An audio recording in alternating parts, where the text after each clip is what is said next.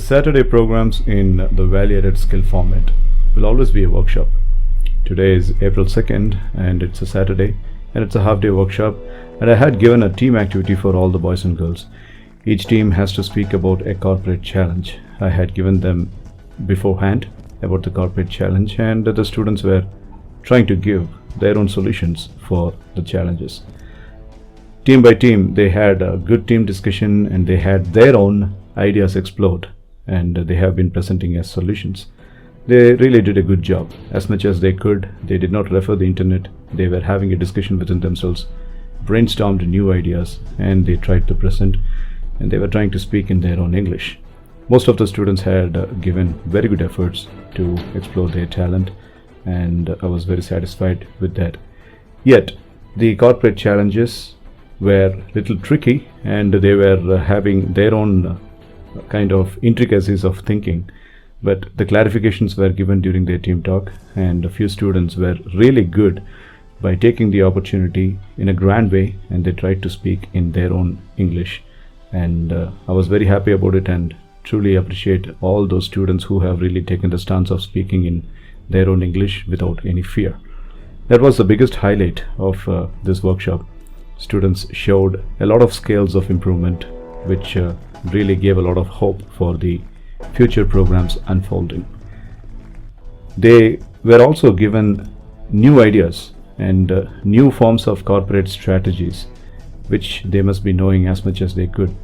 They were also given the information about the industries, specifically the IT industries, because these are computer applications students, so they had the need of knowing about the IT industry, and I had been giving the strategies of IT industries then and there at the course of their presentation. Some of the students really had a little bit of challenge, and they faced the challenge really well. Most of the people might be having a kind of a factor called as scotoma. Scotoma is a kind of a condition of not being able to speak and not being able to express the words as per the plan, and eventually going frozen on the stage. A solution was given on that note, and some students really listened to the solutions, and they were able to cope up the pressure after listening to the solution, after getting handy with the solution. So that was pretty impressive to see. So there were about 6 teams, and all the 6 teams gave their best to express their corporate challenges solutions, and some of the behavioristic patterns were also changed, and the advice was also given. I hope they have taken the proper notes of it. And after the team presentations were over, there was a separate session about the 11 forms of thinking. I was explaining to them how the 11 forms of thinking had been making an impact in their life. As you could see in this team presentation, they were speaking about the companies and the challenges of the companies. So these 11 forms of thinking, one by one, they were explained, and they were also asked to relate their own life's challenges in accordance with the 11 forms of thinking. Strategic thinking, big picture thinking, and the relative thinking, all these thinking forms were given proper emphasis, and the answers were taken from the students themselves. They were able to easily relate, and they were trying to give some answers, which was also another impressive factor about this workshop. And every single expression that they made in the stage presentation was connected and related to the 11 forms of thinking. So out of the 11 forms of thinking, some 7 or 8 forms of thinking were given the emphasis, and it was also given an impact that these 7 forms of thinking were the ones that the current corporates are using. And this slide, something must change, I must change it, and I can change it. So this is a kind of incremental decision that every single person has to take when there is a challenge. So the 11 forms of thinking will not be working unless the students have this mindset of something must change, I must change, and I can change. After explaining that, I straight away came to the Maverick slide, and I showed this slide, which contains all the spheres of problems that an youngster would face.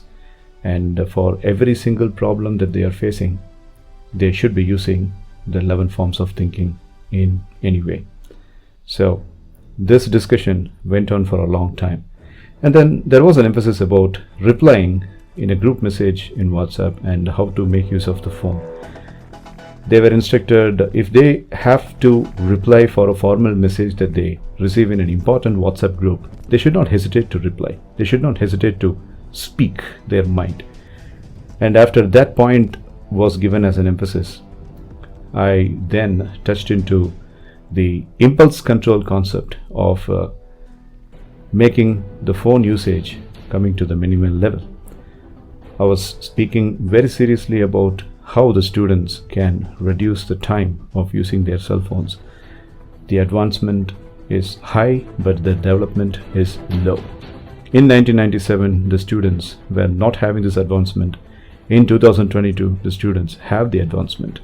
But the development of 1997 students and the development of 2022 students are one and the same.